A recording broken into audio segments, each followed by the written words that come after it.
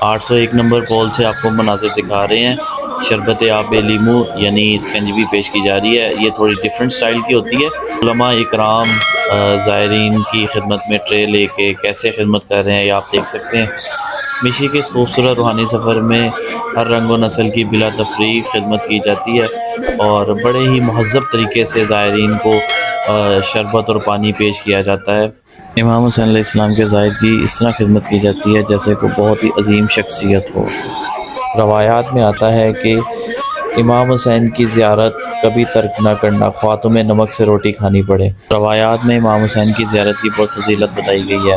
جو شخص امام حسین علیہ السلام کی زیارت کرتا ہے اور 40 کے دوران ان کی قبر میں حاضر ہوتا ہے، اللہ تعالیٰ اس کو آگ کے عذاب سے بچاتا ہے۔